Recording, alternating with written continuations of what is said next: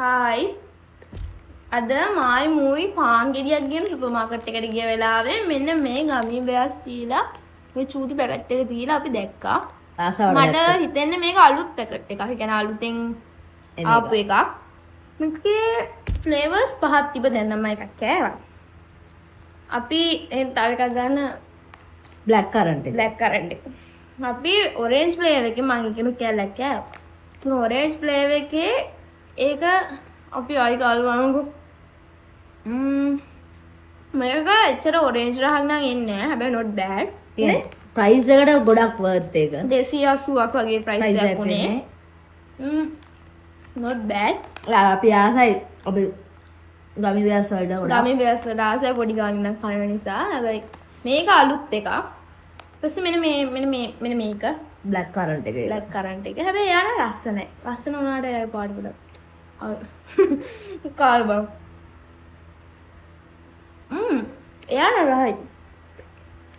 මම ඒ ෆ්ලේවර් එක නම් ආසයි.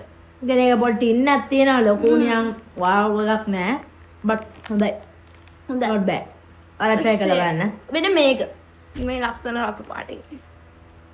ඒක මොකද? රාස්බෙරි. කාල් බලන්න.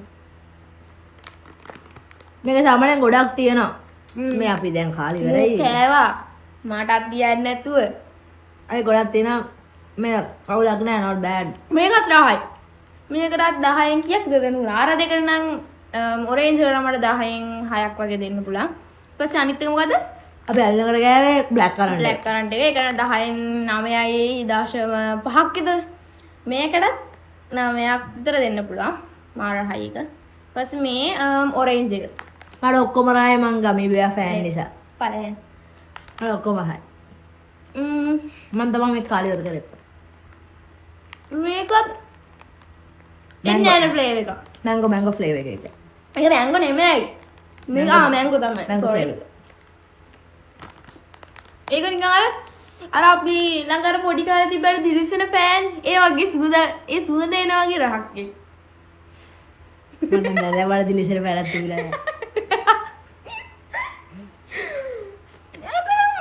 අනේ මන්ද ඒකට 10න් 8ක් වගේ මම ඔක්කොම දායි මම ඔක්කොම කාලා. මේක මොකද්ද? මේක ඇපල් එකද හොඳ මට මතක. ඇපල්. ග්‍රීන් පාට එක. පාට පාටයිනේ. ඔව්. මේකත් හොඳයි. මම නම් කියන්නේ අරගෙන try කරලා බලන්න. සුපිරි. bye bye. තොබ්බඩු.